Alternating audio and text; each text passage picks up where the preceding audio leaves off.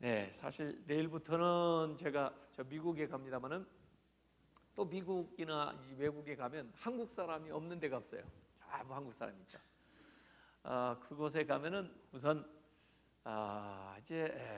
한국 사람들을 대상으로 목회하는 목회자들, 이민교회를 목회하는 거죠. 이민교회가 뭐 몇몇 교회는 큰 교회도 있지만은 대부분은 다 지금 작은 교회들이죠.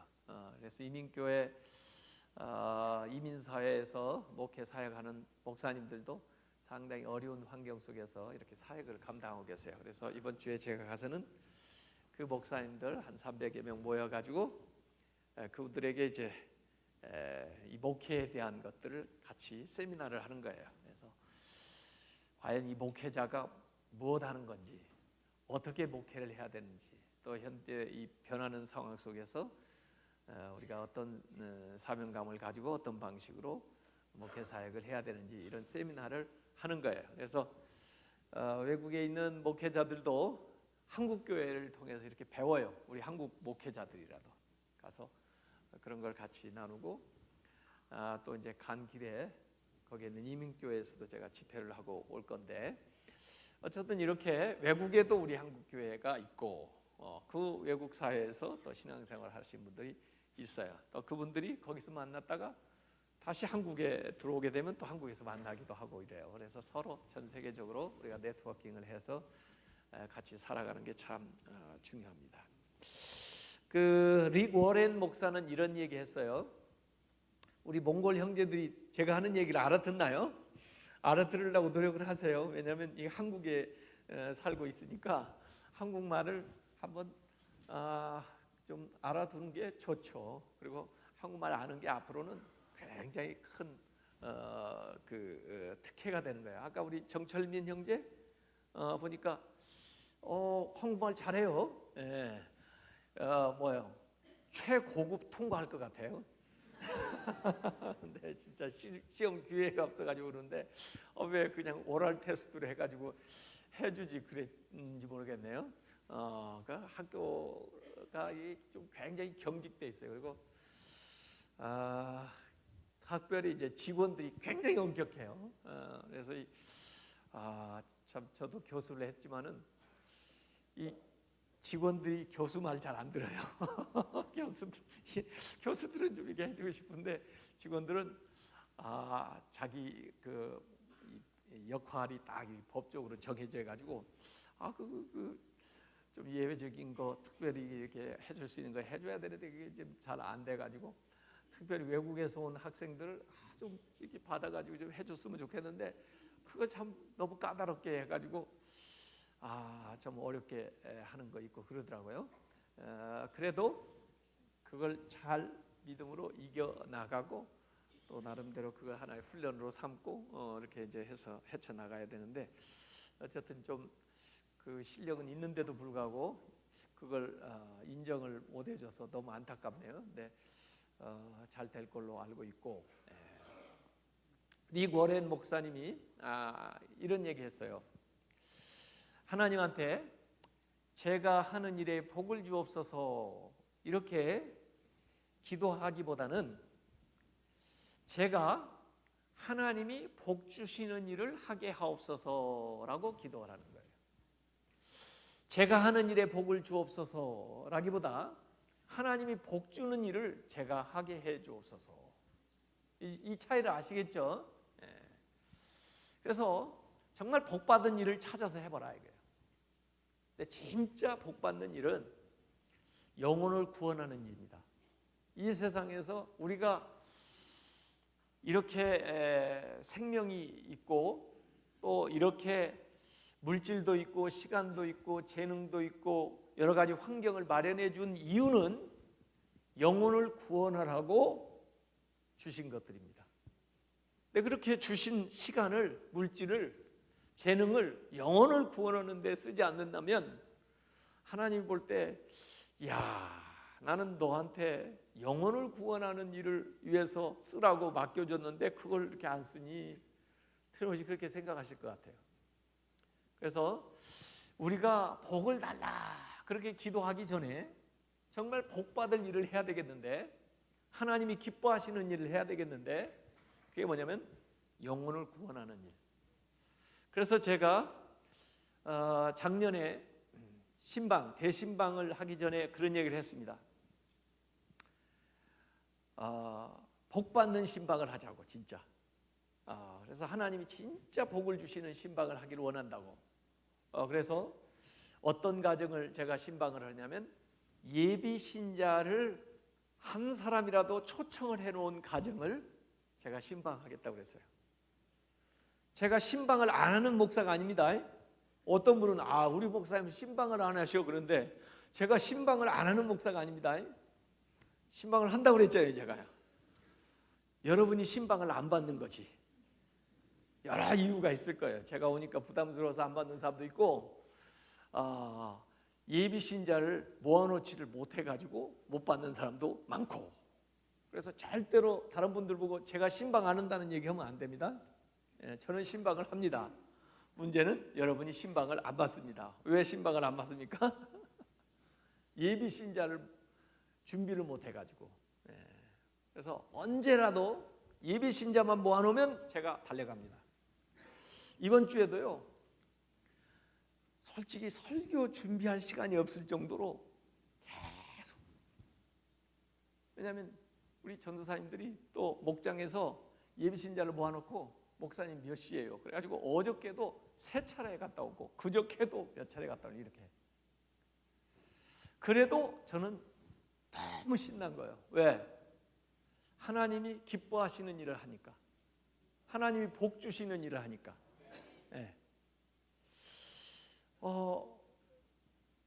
어제 그제도 계속 저 가서 말씀을 이렇게 나눌 때 복음을 제시를 하니까 그분들이 울어요. 감동이 돼서. 그리고 마음 열고 주님을 영접하겠다고 그래요. 그런 걸 보면요, 아주 신납니다. 그걸 보면 아주 보람이 있습니다. 제가 지난 주간에 퇴계원 선결교회 가서 부흥회했거든요. 근데 그 교회가 한 20명부터 시작해가지고 지금 12년 만에 250명 주일 출석하는 교회가 됐는데, 가서 제가 3일 동안 부흥회하면서 보니까 교회가 커서가 아니라 그렇게 확 잘하는 걸 보니까 너무 신나는 거예요. 왜냐하면 제가 미국에서 그런 목회를 해봤어요. 3명부터 시작해가지고 150명까지 교회가 늘어나는 걸 제가 3년 이렇게 목회하면서 봤는데, 어느 교회 많이 모이는 교회하고 비교해도 그 목회가, 그 교회가 그렇게 보람 있고 좋은 거예요. 왜냐하면 영혼이 구원되니까. 그리고 신앙생활하는 사람들이 잘하는 게 보이고, 그분들이 복 받는 게 막 보이고, 이게 보람이에요. 그래서 그 목사님도, 목사님 사실은 저한테요, 어느 교회에서 오라는 그 교회로 데려가려고는 그 청빙이 있었는데요, 그런 얘기 저한테 하길래, 목사님 가지 마요. 제가 그랬어요. 이 교회가 제일이야. 숫자가 문제가 아니야. 여기는 지금 잘하고 있는 교회인데, 목사님 여기 계속 있으면 계속 교회가 잘할 거예요. 그러니까 여기서 목회를 해. 절대로 아무리 많은 숫자가 모이는 데에서 오라고 해도 가지 마. 제가 그랬어요. 별거 없어. 큰 교회가 중요한 게 아니에요. 전도하는 교회가 중요한 거예요. 구원받는 사람이 계속 나타나야 좋은 교회예요. 그게 하나님이 역사하는 교회예요. 그래서 오늘도 새로 오신 분들 몇 분 계시는데 전부 지난 주간에 만난 분들이에요. 그분들이 그 자리에서 주님을 영접하고 그 다음에 주일에 이렇게 교회에 온 거예요. 작년에는 이제 전도 대신방을 했는데, 이 전도 대신방을 하면 우선 어떻게 되냐면, 그분들을 교회까지 모시고 오기가 좀 힘들잖아요. 그러니까 교회가 그분들을 찾아가는 거예요. 그래서 한 단계를 줄여준다. 교회로 와야 될 것을 교회가 찾아가니까 한 단계 줄여주는 거예요. 더구나 교회로 마침 데려왔는데 그 주간에 참 설교가 그 사람의 때 딱 마침으로 주어지면 참 좋겠는데, 아이 정말 오래간만에 힘들게 해서 교회에 딱 데려왔는데, 보니까 그분한테 꼭 필요한 설교가 아닐 수도 있어요. 왜냐하면 교회는 그 새신자만 대상으로 하는 게 아니잖아요. 모든 성도들이 또 교회력에 따라서, 또 때로는 목회자의 그때 하나님이 주시는 것에 따라서 이렇게 나가기 때문에 아쉬울 때가 있다고요. 그런데 집에 가서 그분을 딱 만나게 되면 맞춤식 말씀이 되는 거예요. 그분한테 꼭 맞는 것을 딱 정해서 맞춤복으로 해주는 거예요. 그러니까 실수할 확률이 확 줄어드는 거죠. 그 다음에 집에서 이렇게 초청해가지고 예비신자를 제가 대신방을 가서 만나게 되면요, 그게 관계전도가 되는 거예요. 관계전도. 그 전에 60, 70년대 물론 전도들 많이 하고 그랬지만은 대개 알지도 못하는 사람 가서 배를 눌러가지고 아파트를 열고 만나서 대화도 했는데, 그때는 그래도 사람들이 인정이 있어가지고 이렇게 열어주기도 하고 또 이야기를 좀 들어주기도 하고 그랬는데, 요새는 그렇게 만나기 힘들어요. 그건 그냥 길거리에서 전도 지나가지고 뭐 해가지고는 더 전도하기 힘들어요. 그냥 받아가지고 가서 버려요. 그렇기 때문에 관계 전도를 해야 되는데, 이미 초청한 사람하고 가족이든 친구든 직장 동료든 무슨 관계가 있다고요. 그래서 거기에 가서 전도를 하니까 이게 효과적이단 말이에요. 그래서 작년하고 금년하고 하면서 이렇게 만난 사람들 퍼센테이지를 내보니까 영접하는 사람이 거의 80% 이상이 이 복음 제시를 하면 영접을 합니다. 그러니까 여러분이 진짜 그분을 예비신자를 집에다 모셔놓고 저를 오라고 하면 80% 이상은 그 사람이 주님을 영접하게 돼 있어요. 그거 못해요? 예. 그러니까 영접할 수 있는 확률이 확 올라가는 거예요. 예. 그래서 그게 좋고, 이제 작년하고 금년하고 조금 달라진 게 뭐냐면, 금년은 구역 전도 대신방입니다. 구역으로 딱 붙었다는 얘기가 뭐냐면은, 이전에 그냥 전도 대신방 어떤 가정에서 자기가 초청한 예비신자하고 그다음에 저하고 이렇게 복음 제시를 하고 서로 관계를 나눴다면, 이번에는 누가 초청했든 간에 구역원 중에 하나가 누구를 초청을 하는 거예요. 그러면 일단 이 사람이 누구하고 관계를 갖게 되냐면 구역원들하고 관계를 나누게 되는 거예요. 그래서 한 사람만 아는 게 아니고 3사람, 4사람, 5사람을 그곳에 와서 사귀게 돼요. 그리고 그 한 사람을 3사람, 4사람, 5사람이 힘이 돼가지고 전도를 하게 돼요. 그러니까 훨씬 더 확률이 높아집니다. 그분이 결신할 확률이 훨씬 더 높아지는 거예요. 팀 전도가 돼요, 거기다. 그러니까 맞춤 전도, 관계 전도에다가 팀 전도가 되는 거예요. 그래서 이번에 이제 그런 방식으로 진행을 하는 겁니다. 그래서 거기 왔을 때 제가 물론 그분에게 복음도 제시하고 다 그러지만은 그 구역원들이 이제 그분하고 친구가 되든지 뭐 이웃이 되든지 또 전화번호를 주고받든지 그렇게 가지고 그 다음에 계속해서 그 후속 조치를 해나가야 돼요. 그래서 교회까지 못 나오더라도 우선 구역에 나오게 초청을 하고, 또 교회로 나오게 될 때 그분들이 같이 관계를 가지고 나오게 되면은 이전보다 훨씬 더 이제 교회에 정착할률이 높아진다. 그걸 지금 제가 하고 있는 거예요. 그래서 이걸 우리 교회가 잘 해봐요. 이건요 지금 처음으로 시도해 보는 건데 굉장히 효과적이어가지고 제가 지금 목회자들한테 가서 이걸 지금 가르쳐 주는 거예요. 지금요 이런 식으로 전달. 왜냐면 별의별 방법을 다 해도 전도가 잘 안 돼요 지금. 그런데 이제 우리가 해본 것 중에서 이제 효과를 보고 있는 게 이런 방식이에요. 그래서 한 사람의 영혼이 이렇게 구원받고 주 앞에 나오도록 이렇게 인도하는 거죠. 여러분이 가만히 생각을 해보세요. 우리가요 하는 일들이 많습니다만은 그 일 중에 제일 중요한 일이 무엇인지를 때로는 모르고 살아갈 때가 많아요. 그래서 별로 중요하지 않은 데다가 시간 쓰고 물질 쓰고 그러면서 많이 보낸 그런 게 있어요. 제일 중요한 거. 제가 가만히 제 인생에 있어서 제일 중요한 게 뭐였나 한번 생각해 보세요. 제가 제 인생에서 가장 중요한 것은 뭐냐면 예수 믿은 거예요. 제 인생에서. 근데 제가 예수를 믿는데 엄청나게 뭐 투자를 하거나 대단한 노력을 해가지고 예수 믿은 게 아니고 제 친구가 저보고 교회 한번 나가자 건넸던 말이 제 인생 일대에서 가장 중요한 사건이 돼버린 거예요.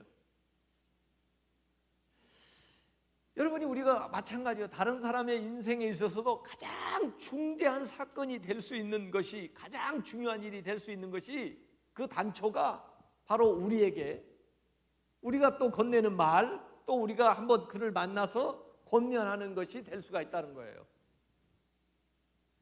그래서 우리가 뭐이 과연 중요한가 이런 걸 한번 생각을 해봐야 돼요. 그래서 우리가 전도하는 것이 그만큼 중요하다. 이 전도는요, 교인을 많게 하려고 전도하는 게 아니에요. 교회를 부흥시키려고 전도하는 게 아니에요. 그 한 영혼이, 천하보다도 더 귀한 영혼이 주님을 만나서 주님의 자녀가 되고, 그 다음에 그가 구원받은 그런 삶을 살아가는 건데, 전도를 어린아이를 할수록, 그가 예수님을 빨리 만날수록 그 남은 인생이 그만큼 더 가치 있고 놀라운 일들이 되기 때문에, 물론 연세 드신 분들도 우리가 전도를 해야 되지만 젊었을 때 어린아이들에게, 또 그때 복음이 잘 들어가니까 그런 사람들을 만나서 우리가 일찍 주님을 전해주면은 그 인생이 중학교 때부터 고등학교 때부터 확 바뀌어가지고 놀랍게 정말 위대한 일을 하면서 살아갈 수가 있는 것이거든요. 그래서 그런 것을 우리가 좀 한번 힘써야 되겠다 이런 거고요. 전도를 하면은요, 우리의 믿음이, 또 우리의 그 신앙생활이 굉장히 보람도 있을 뿐만 아니라 믿음이 자라요. 내가 남을 이끌어주는 걸 통해서 우리의 믿음 생활이 굉장히 활력이 있어지고, 그다음 믿음이 든든해지고 믿음의 담력이 생기고 그래요. 그래서 내가 초신자였지만은, 내가 이전에는 전도 대상자였지만, 예비신자였지만은 이제는 전도자가 돼야 돼요. 또 이전에는 누가 나를 찾아오는 내가 선교지였지만은 이제는 내가 선교사가 돼야 돼요. 이전에는 내가 부름을 받았지만은 이제 보냄받은 자가 돼야 돼요. 그래서 교회는 두 가지 요소가 있어야 되는데, 오라 해서 오는 거하고 가라 해서 가는 거지. 이게 두 가지 와요. 오라, 가라. 오라 와서 뭐 하냐면 예배 드리는 거예요. 가라 가서 전도하는 거예요. 오라, 가라. 근데 성경에 가라가 1514번 나온대요. 가라, 가라. 세상을 향해서 가라. 복음을 전하기 위해서 가라. 내가 너희를 보내노니 가라. 오기만 하고 가지를 않으면 우리가 뭔지 균형이 안 맞는 거예요. 한쪽 다리로 걷는 거랑 똑같아요. 오라하고 가라를 같이 해야 이게 건강하게 우리 신앙생활을 할 수가 있는 거죠. 그래서 우리가 기본적으로 전도를 교회에서 많이 해야 된다.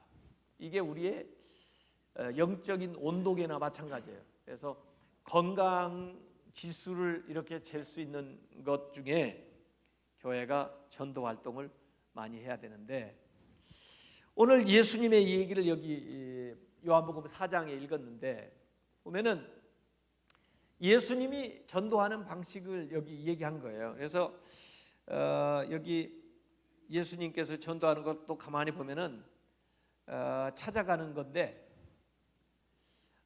일상생활 속에서, 보편적인 생활 속에서 되어지는 거예요. 꼭 사람들을 모아놓고 설교를 해가지고 전도한다기보다도 이 개인 전도의 모델이 요한복음 4장에 나와 있는 건데, 예수님이 가셔가지고 그 여인을 이제 만나는 그런 건데, 여기 이제 기사에 보니까 유대에서, 예루살렘이나 이쪽 아래쪽이 유대예요. 그리고 갈릴리는 북쪽이에요. 그런데 그 갈릴리에 가는데 보통 사람들은 그냥 유대에서 여리고로 내려가 가지고 그냥 요단강 쪽을 타고 쭉 이렇게 올라가는데, 왜냐하면 사마리아를 안 가려고, 사마리아 사람들하고 상종 안 하려고 사마리아를 통과하면 사실은 지름길인데 그리 가지 않고 아래로 내려가서 동쪽으로 내려가서 여리고 쪽으로 해가지고 그다음에 북쪽으로 이렇게 사마리아를 피해 올라가거든요. 근데 예수님은 이 유다에서 갈릴리를 가면서 사마리아를 통과해야 하겠느니라 의도적으로 유대인들이 회피하는 그 사마리아를 지나가시는 거예요. 왜? 이 여자를 만나기 위해서. 결국 이 여자를 전도하고 사마리아를 전도하기 위해서 예수님이 그곳에 의도를 가지고 가시는 거예요.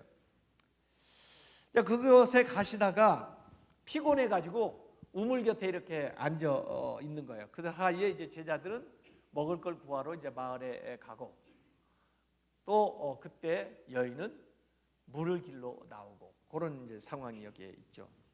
근데 예수님이 이 성경에 가만히 보면은 인간의 육신을 입고 계셔서 그런지 몰라도 예수님도 피곤하고 또 예수님도 목이 마르고 또 그래서 예수님도 도움을 요청하는 상황이에요. 우리가 전도자가 된다 그러면 사람들은 선교사가 된다 그렇게 생각하면 항상 내가 무엇이 더 있어가지고 저 사람보다 더 강해가지고 또 그래서 그 사람한테 도움을 주면서 뭔가 베풀면서 그러면서 전도하는 걸로 생각하는데 예수님은 가만히 보니까 예수님도 피곤하고 또 예수님도 목이 마르고 결국은 예수님도 그 여인한테 도움을 요청하면서 이 전도가 되더라고요. 그래서 우리가 뭘 다 갖춰서만 전도를 하는 게 아니고 오히려 우리의 연약한 것이 다른 사람들을 이끄는 그런 기회가 되기도 하고 또 우리의 연약함을 통해서 공감대가 형성되기도 하고 그래서 동질감을 같이 나눌 수도 있고 그러면서 자연스럽게 복음을 제시하는 상황으로 가기도 해요. 제가 엊그저께 이렇게 만나면서 그분들 보고 만나는 분들 보고 자 지금까지 사는 동안 뭐 죄를 안 졌습니까? 잘못한 거 없습니까? 그랬더니 이 양반이 왜 나한테 또 잘못한 걸 물어보나 그래가지고 뭐 잘못한 게 있죠 그러더라고요. 그래서 그러면 나한테 한번 물어보라고 목사님은 살면서 잘못한 거 없냐고 한번 물어보라고 그랬더니 나한테 또 물어보는 거야. 그럼 목사님 살면서 잘못한 거 없습니까? 그래서 물론 있습니다. 그랬더니 기분이 너무 좋은 거야. 자기만 잘못한 게 있는 게 아니고 나도 잘못한 게 있다니까. 그래서 피차 우리 마찬가지인데 예? 죄가 없어서 구원받는 게 아니고 예? 우리가 죄를 용서받았기 때문에 구원을 받는 건데 나는 그래도 예수님 십자가에 못 박혀 돌아가신 것을 믿음으로써 내 죄가 용서됐고 같은 죄인이라도 그걸 믿지 않고 용서를 받지 못하기 때문에 그 죄가 그대로 있는 거 아닙니까? 그러니까 조금 이제 마음이 열려요. 또 어떤 분은 좀 힘들었나 봐요. 그 여자분은 그래서 참 사시면서 얼마나 힘들어요. 또 사업도 하고 이렇게 가정생활 하려고 얼마나 힘드세요? 참 뭐 여러 가지로 마음에 부담도 되고 뭐 또 경제적으로나 여러 가지 그 해결할 게 많으시죠? 그렇게 물어봤는데도 그분이 감동이 됐나 봐요. 진짜 힘들었나 봐요. 예, 힘들어요. 그러니까 예수님이 우리한테 오셔서 수고하고 무거운 짐진 자들아 다 내게로 오라 내가 너희를 쉬게 하리라 그랬잖아요. 왜 그렇게 무겁게 그걸 힘들게 혼자 지고 사시느라고 그렇게 힘들어 하세요? 저처럼 그냥 주님께 맡기죠. 맡겨볼래요? 그랬더니 울더라고. 그리고 맡기겠다고 그러더라고. 그래요, 그렇게 맡기라고요. 예? 우리가 다 힘들어요. 누구나 다 힘들어요. 그런데 혼자 그걸 해결하니까 그렇게 힘들죠. 그 힘든 걸 아니까 주님께서 오셔서 다 오라고 그러잖아요. 맡겨 내가 그 짐을 대신 지겠다고 예수님이 말씀하잖아요. 그런데 왜 그렇게 주님이 그렇게까지 얘기를 하시는데도 혼자 그걸 지고 가라고 그러세요? 맡기세요. 그러니까 이 마음의 공감대가 형성이 되잖아요. 그래서 맡기겠다. 그래요. 우리가 기도로 맡기자고요. 예, 그게 기도해 주는 거예요. 사실 우리가 강해서 사람을 이끄는 게 아니에요. 우리의 연약함. 예수님도 그 앉아가지고 피곤해서 그 여인이 오니까 물 좀 달라고 얘기하는 거예요. 그 여인이 예수님에 대해서 또 유대인에 대해서 편견이 있어요. 근데 이제 예수님과의 대화를 통해서 이 편견이 해소가 돼요. 사실 교회에 나오라고 그러면요, 사람들이요, 교회에 대해서 편견이 다 있어요. 이전에 안 좋은 경험 때문에 편견이 생기거나, 그렇지만 교회를 또 한 번도 안 간 사람도 왠지 교회에 대해서, 교회 가면은 괜히 뭔가 그냥 무섭고 또는 경직되고 또 너무 재미없고 또 이상한 사람들이 모여가지고 또는 내 호주머니에서 뭐 좀 달라고 여러 가지 나름대로 자기가 뭐 누구한테 들었든지 혼자 생각했든지 그런 선입견에 가득 차가지고 있는 거예요. 그래서 대화를 통해서 선입견을 해소시켜줘야 돼. 예수님이 대화해보니까 이분은 보통 유대인하고 다르네. 또 이분이 이 얘기하는 거 보니까 아이고 나를 좀 그래도 그 이해하고 있네. 나하고도 그냥 이렇게 대화를 하려고 그러네. 뭐 이렇게 권위적이지도 않네. 그렇게 사람을 정죄하거나 율법적이지도 않네. 굉장히 좀 부드럽네. 자연스럽네. 이렇게 하면서 이 여인도 예수님 유대인이라고 생각했던 것들에 대한 선입견들이 다 없어지고 예수님도 그 이야기를 들어주고 이렇게 하면서 거기 이제 복음을 제시하게 되는 거죠. 이렇게 해서 뭔가 우리 기독교에 대해서 사람들이 가지고 있는 편견이 많습니다. 그런 데다 대고 우리가 계속 교리적으로 얘기하면요, 그 편견이 더 많이 쌓이는 거예요. 그래서 그냥 삶의 이야기, 또 그 사람이 사는 이야기 좀 들어주고, 그리고 생활 속에서 내가 체험한 이야기 이런 것들을 해주다 보면은 그들이 이 교회에 대해서 또 신앙생활에서 대해서 가지고 있었던 이 선입견들이 좀 고정관념들이 없어지게 된다, 이런 거예요. 그래서 대화를 하면서 뭔가 그분하고 접촉점을 이렇게 찾을 수 있도록 노력을 해야 돼요. 공통점이 있을 거예요, 우리하고. 예수님 같으면 지금 단서를 어떻게 찾습니까? 정오, 제6시가 정오거든요. 정오 땡볕, 아주 그냥 그 정오. 그 다음에 목이 마르다는 거. 예수님도 목이 말라고 그 여인도 뭔가 인생의 뭐 삶에 목마르고, 그 다음에 무슨 우물기로 그 여인도 나왔고 예수님 우물기 곁에 있고 또 예수님이 주려고 하는 거, 이런 것들, 이게 뭔가 공통점이에요. 요새 말하면 그걸 뭐라고 하냐면 테크 단다고 그래요. 테크. 제가 만약에 어떤 논문을 썼다든지 글을 딱 써놓고 나면 키워드가 되는 핵심 단어를 몇 개 쫙 뽑아가지고 그 다음에 테크를 딱 걸어놓습니다. 그러면 사람들이 그 아까 우물 또는 정오, 목마름, 만약에 그게 됐다면 그걸 딱 치면은 요 이 얘기에 딱 와서 접촉이 되도록 만들어 놓은 게 이게 테크거든요. 그래서 중요한 키워드. 제가 미국에서 또 이제 박사학위 논문 쓰고 그럴 때 그때 마침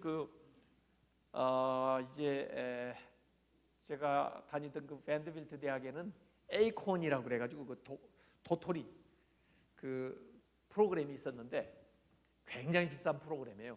그걸 갖다가 그 컴퓨터에 전부 깔아놨는데 그 컴퓨터는 이 키워드 리서치가 되는 거예요. 거기에다가 키워드만 딱 집어넣으면 핵심이 되는 단어만 집어넣으면 그걸 조합으로 집어넣든지 또는 이거 오와 뭐로 넣든지 이거 and 뭐로 넣든지 이것도 나오고 이것도 같이 나오는 걸 찾으라 하거든요. 이것이 나오거나 저것이 나오는 걸 찾으라 하고 키워드 그 서치를 딱 하면은 그 자료들을 쫙 뽑아줍니다. 그것들 갖다가 논문 쓰는데 이제 도움을 받았죠. 그러니까 굉장히 공부하는 데 도움이 되는데, 요새는 뭐 구글이라든지 뭐 네이버라든지 이런 데 그냥 치면은 모두 다 그냥 자기가 가지고 있는 그 컴퓨터나 그 뭐 스마트폰이나 다 나오죠. 그러니까 얼마나 물론 이제 그 자료의 진정성을 이제 또 검토를 해봐야 되겠지만은 이렇게 태클을 이렇게 다루는 태클을. 그래서 그 사람하고 나하고 이렇게 대화를 하면서 그 핵심되는 키워드 그걸 찾아내야 돼요. 아, 이 사람이 지금 어떤 상황에 있고 무엇을 원하고 또 어디에 문제가 있는가 이걸 이렇게 키워드를 뽑아내야 돼요. 그리고 그것을 조합해서 거기에서 나오는 메시지가 또 거기에서 접촉되는 말씀이 나와야 되는 거죠. 그래야 그 사람이 그걸 공감하고 자기 메시지로 받아들이는 거예요. 그래서 예수님도 그 여인하고 딱 대화를 하는데 아까 얘기한 대로 그 정오, 목마름, 샘물 이걸 키워드로 해가지고 이 얘기가 쫙 진행이 되는 거예요. 그래서 뭐 물을 좀 달라 그러니까 아이 그러면서 이 유대인인데 왜 나한테 이렇게 말을 걸고 그럽니까? 뭐 그러니까 내가 너한테 물 달라고 그러는데 사실은 네가 나를 알았다면 나보고 물을 달라고 그랬을 것이다. 그러니까 아니 두리박도 없으면서 어떻게 나한테 물을 준다고 그런 거예요? 그러니까 네가 주려고 하는 물은 이 먹어도 또 다시 목마르지만 내가 주는 물은 내 안에서 아예 우물이 돼가지고 계속 나오는 거야. 뭐 이런 식으로 해가지고 대화를 해 나가잖아요. 그래서 영적인 접촉점이 될 수 있는 것을 삶에서 찾아가지고 이 세상 이야기지만 그걸 하나님의 이야기로 접촉점을 만들도록 이렇게 해 나가는 게 이제 전도하는 데 있어서 굉장한 이제 기술이고 그건 자꾸 하다 보면 그게 생기는 거예요. 그래서 이걸 연결고리로 해가지고 그의 갈등과 그의 고민과 그의 상처와 그의 아픔과 그의 필요와 그의 갈망과 그의 인생의 의미들이 다 부여돼 가지고 쫙 나오는 거예요. 그러면서 주님께서 거기에 대한 해답과 거기에 대한 응답을 쫙 해주시게 되기 때문에 이 여인이 거기서 주님을 영접하게 된 거죠.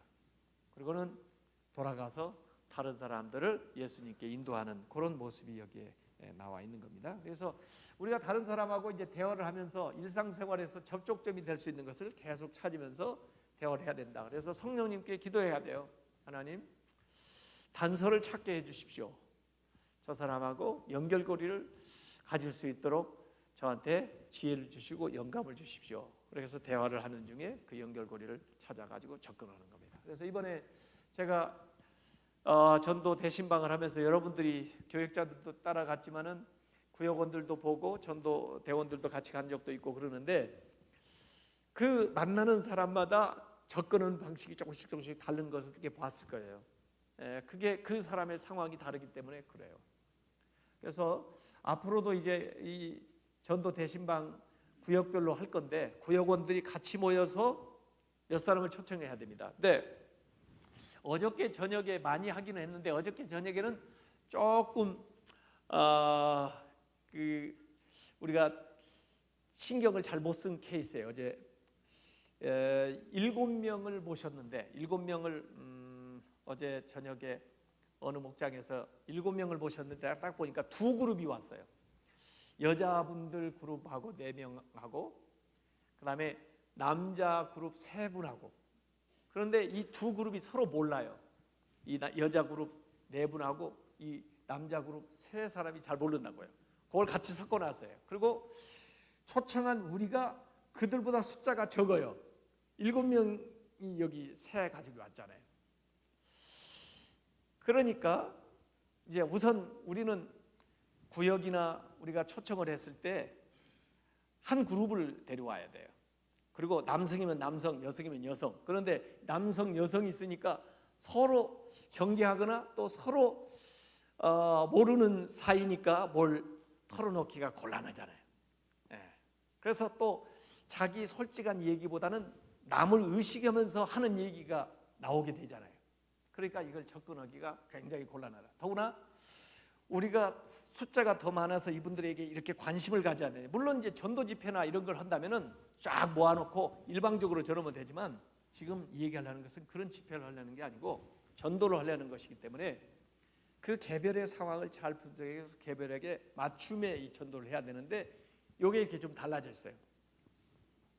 그러니까 어저께 전도하기가 좀 힘들더라고요. 이제 거기서 제가 목표한 바는 이분들에게 뭔가 생각할 거리를 던져주고, 그다음에 우선 처음 만났으니까 서로 이렇게 관계의 질을 한 단계 좀 높이는 정도에서 마무리를 해야 되겠다, 이렇게 생각을 할 수밖에 없었던 거예요. 그래서 이 집단을 그런 식으로 구분을 해야 돼요. 그래 어저께 우리 모였던 한 분은 목사님 2차 가면 안 돼요, 그런 사람도 있더라고. 그래서 내가 2차가 뭐예요? 그랬더니 그것도 몰라요, 노래방이죠. 그러더라고. 그래서 가려다가 말았어요, 제가. 오늘 또 설교해야 되니까. 근데 내가 전도만 할 수 있다면 2차를 얼마든지 가서 하겠는데, 그분은 일단 소주를 한 잔 마셔야 되겠더라고. 나는 여기 식사보다 나는 소주를 마셔야 되는데, 목사님 이 소주 마시면 안 되나요? 그래가지고 혼자만 소주를 마시더라고, 앞에서. 물론 소주 마시는 사람도 우리가 전도를 해야 돼요. 그런데 그래서 이게 이 예비 신자를 우리가 선정하는데 상당히 또 기도를 좀 많이 해야 되고, 그러나 만약에 그분들을 3사람을 모아놓고 남자들만 했으면 더 효과적이고, 4사람만 따로 모였었으면 2번에 나눠서 했으면 효과적이에요. 근데 그걸 한꺼번에 모아놨기 때문에 양쪽으로 이렇게 얘기가 된 거예요. 그래서 일단은 어저께는 사귀는 단계에서 좋고, 그분들을 다시 초청 올 때는 이렇게 좀 구분을 해서 모셔야 된다는 거예요. 그래서 이 전도라는 게 말이에요, 영혼을 구원하는 것인데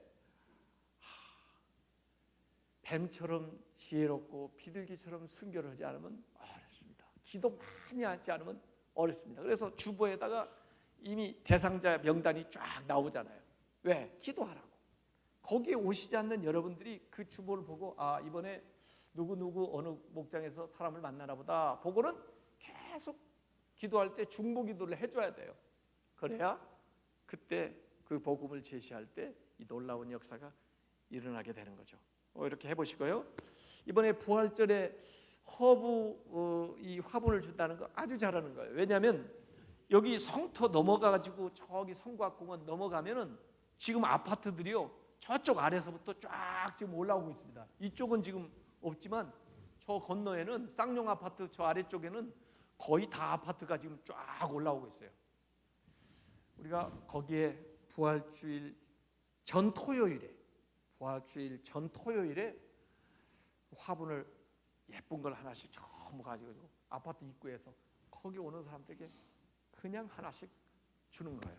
이런 식으로 해가지고 그 집에 좋은 향이 번져나게 하고, 그러면서 왜 저 사람들은 나한테 이걸 줬을까 생각을 한 번이라도 만들고, 가능하면 부활절에 모시고. 제가 미국에서 우리 아이들이 꼭 이 부활절 때 갔던 데가 뭐냐면요, 에그 헌팅을 했어요.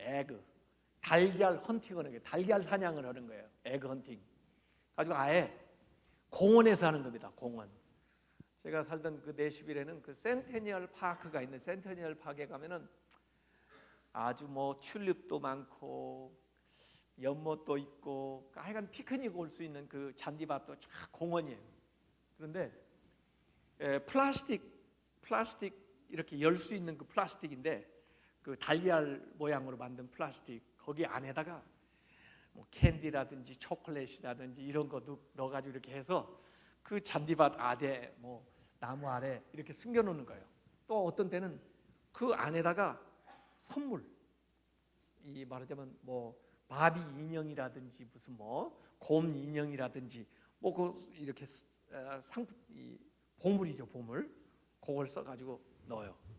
그래가지고 그 다음에 미리 숨겨놓는 거예요, 이렇게 어디다가. 그리고는 이제 모이는 시간이 있어요. 그 에그 헌팅 한다고 해가지고 토요일 10시까지 이렇게 모이는 거예요. 10시에서 11시까지 한다. 그러면은 사람들 다 10시에 모여요. 아이들 데리고 어른들이. 그래가지고 준비 땅 하면 휙 불면은 이제 그때부터 막 찾아다니는 거예요. 가지고 에그를 찾아갖고 와요. 찾아오면 그 초콜릿이나 사탕 들은 것은 자기들 그냥 가져가고, 또 선물 이렇게 있으면 와서 또 추첨해 가서 주기도 하고 그 선물을 주기도 하고.